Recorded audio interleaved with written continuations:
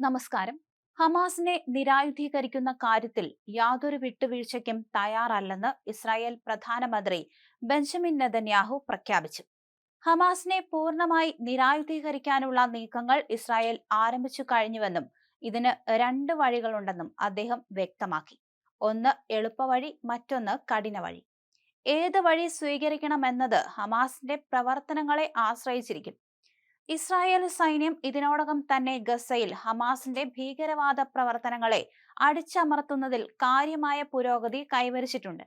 ഹമാസിന്റെ പ്രതിരോധ സംവിധാനങ്ങളെ ദുർബലപ്പെടുത്തുന്നതിൽ സൈന്യം വിജയം കണ്ടു. ഇസ്രായേലിന്റെ സുരക്ഷ ഉറപ്പാക്കുന്നതിൽ തങ്ങൾക്ക് യാതൊരു വിട്ടുവീഴ്ചയും ഇല്ലെന്ന് അദ്ദേഹം വ്യക്തമാക്കി.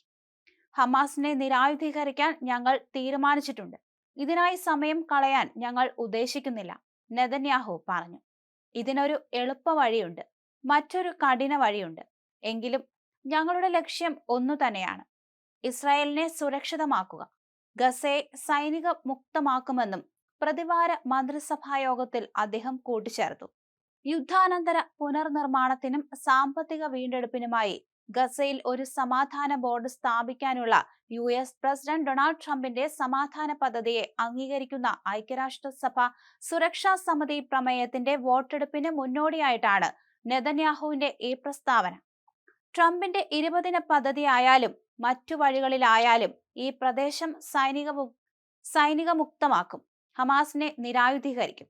ഇതാണ് ഞാൻ പറഞ്ഞത്, ഇതാണ് പ്രസിഡന്റ് ട്രംപും പറഞ്ഞത്, നെതന്യാഹു വ്യക്തമാക്കി.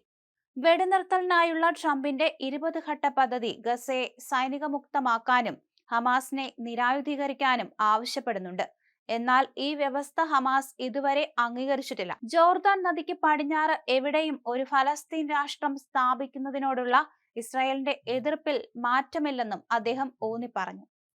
പാശ്ചാത്യ രാജ്യങ്ങൾ ഫലസ്തീൻ രാഷ്ട്രത്തിന് അംഗീകാരം നൽകിയതിനോട് ശക്തമായി പ്രതികരിച്ചില്ലെന്ന് ആരോപിച്ചുകൊണ്ട് തീവ്ര വലതുപക്ഷ ധനമന്ത്രി ബെസാലേൽ സ്ട്രോമിഷ് ഉൾപ്പെടെയുള്ള സഖ്യകക്ഷി അംഗങ്ങളിൽ നിന്ന് നെതന്യാഹുവിന് വിമർശനം നേരിടേണ്ടി വന്നിരുന്നു.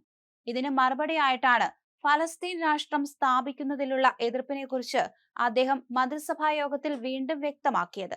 മറ്റ് മന്ത്രിമാരും സമാനമായ എതിർപ്പുകൾ പ്രകടിപ്പിച്ചു.